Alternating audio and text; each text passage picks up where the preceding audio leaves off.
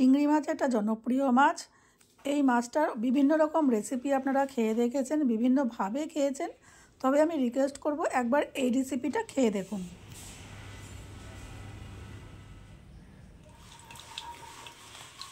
তেল দিয়ে নিয়েছি, দিয়ে দিচ্ছি রসুন। রসুনটাকে একদম পুরো লাল করে ভাজবো। সাথে দিয়ে দিচ্ছি কয়েকটা শুকনো লঙ্কা, দুটোকে একসঙ্গে খুব সুন্দর করে লাল করে ভাজবো।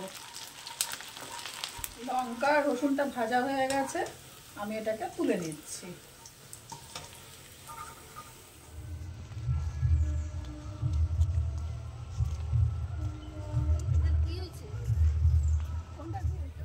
এই তেলে দিয়ে দেবো আমি ছোট দুটো পেঁয়াজ কেটে রেখেছি, একদম রাফলি কেটেছি, বেশি ফাইন কাটিনি। এবার এই পেঁয়াজটাকে আমি ভেজে নেব। পেঁয়াজটা এরকম অল্প একটু লাল লাল হয়েছে, এই অবস্থায় আমি পেঁয়াজটা তুলে রাখছি। এই তেলে দিয়ে দিচ্ছি চিংড়ি মাছ।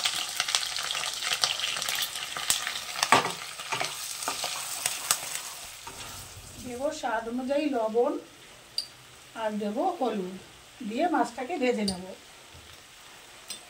মাছ ভাজা হয়ে গেছে, এই মাছটাকেও আমি তুলে নিচ্ছি।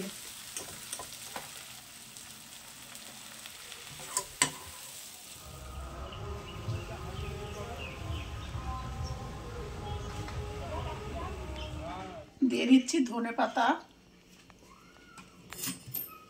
এবার এক এক করে সব দিয়ে দেবো। ভাজা পেঁয়াজ, ভাজা লঙ্কা, রসুন আর মাছ ভাজা।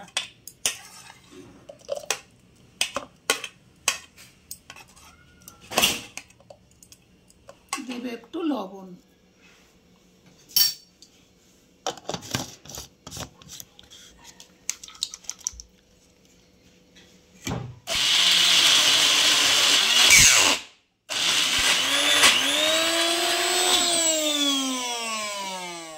দিয়ে দিচ্ছি 2 চামচ মতন সর্ষের তেল।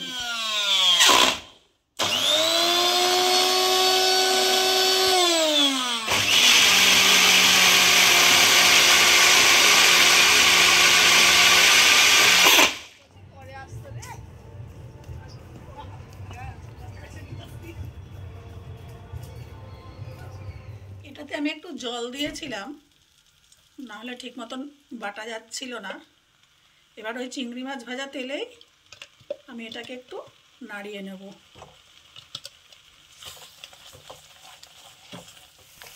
তৈরি আমার চিংড়ি ভর্তা।